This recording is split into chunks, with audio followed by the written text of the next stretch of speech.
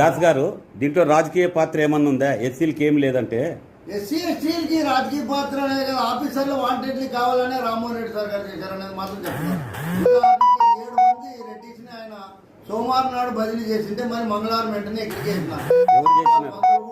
ఎవరు చేసిన రెడ్డి, పవిత్ర రెడ్డి, కిరణ్ రెడ్డి, తర్వాత దీంట్లో రెడ్డి చాలా మంది వాళ్ళందరూ వేసుకున్నాడు. వాళ్ళ బంధువులు కూడా ఉన్నారు. కానీ ఏదైతే 32 మందికి కౌన్సిలింగ్ జరగాలని ఇచ్చినారో ఒక్కరికి కూడా కౌన్సిలింగ్ దీంట్లోనే ఆప్షన్ ఇచ్చి నువ్వు లేవు. వేరే వాళ్ళు ఉన్నారు దీంట్లో అంతా మొత్తం. అంటే ఎస్సీలు దాంట్లో ఎవరు లేరా? ఎస్సీ ఎస్టీలదే చెప్పేది నేను ఇప్పుడు ఇతర వర్గాలలో 15% ఉంటే మిగిలినది దాదాపుగా ఎస్సీ ఎస్టీ 35% ఉన్నారు. 50%లోన ఇది ఇంతమందిలోన ఎస్సీ ఎస్టీలకి ఎవరైతే ఆప్షన్ ఇచ్చినారో ఒక్కరు లేరు. ఒక్కరు కూడా లేరు. రికమెండేషన్ మీద సెలెక్ట్ చేసినారంటావు? రికమెండేషన్ మీద ఏమిటి మీద చేసినారు? ఆఫీసర్ చేస్తున్నారో అర్థం కాని సమస్య. ఎస్సీస్టీలు ఏమన్యాయం చేసినారు? ఇప్పుడు మౌనికారెడ్డిని దర్బారు వేసినాడు అనుకో, ఈ సొంత తమ్ముని బిడ్డ ఏమవుతుంది బంధువు ఆమె రెడ్డి, అక్కడి నుంచి పవిత్ర రెడ్డి, కిరణ్ రెడ్డి, ఇంకా వాళ్ళందరినీ మరి సోమవారం రోజు మంగళవారం నాడు అనంతపురం వచ్చినారు. ఈరోజు సాయంత్రం ఆర్డర్స్ తీసుకుంటారు వాళ్ళు. ఇప్పుడు నేను ఎవరిని అడగాల? మీరే చెప్తామో చెప్పండి. మీరు కూడా జర్నలిస్టు. ఇప్పుడు నేను ఎవరిని అడుగుతాను? ఇప్పుడు కమిషనర్లు వాళ్ళ సంతకం లేదు, ఈ సంతకం లేదు, దీంట్లో ఎవరికి సంతకం లేదు. ఇప్పుడు లెటర్ ఎవరికి, ఇది ఎండార్స్ ఎవరికి? ఇప్పుడు సార్ ఏం చెప్తున్నాడు మీకు?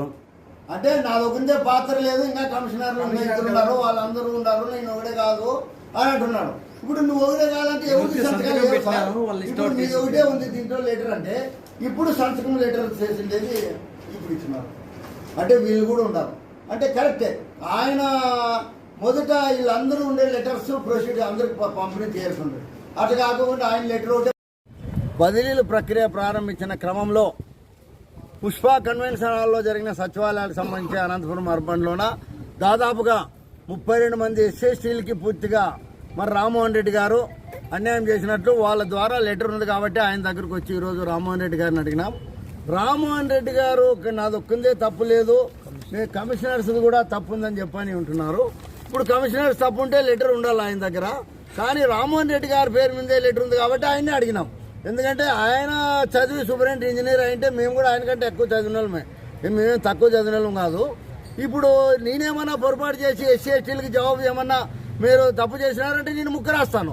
మరి 7 మంది రెడ్డిస్ని మీరు రెడ్డిస్ వేయండి, మంగళవారం సోమవారం నాడు ఆర్డర్స్ ఇచ్చి మరి మంగళవారం ధర్మానికి ఇచ్చి మంగళవారం నాడు అనంతపురం వేసినారు మీరు వాళ్ళని, అదే రెడ్డిస్ని. ఇదే మౌనికారెడ్డి కావచ్చు, పవిత్ర రెడ్డి కావచ్చు, కిరణ్ రెడ్డి కావచ్చు, గుంటకల్కి వేసిన రాయల్ రెడ్డి కావచ్చు, వీళ్ళందరినీ మరీ మీరు వేసి ఈరోజు సాయంత్రం ఆర్డర్స్ ఇస్తున్నారు.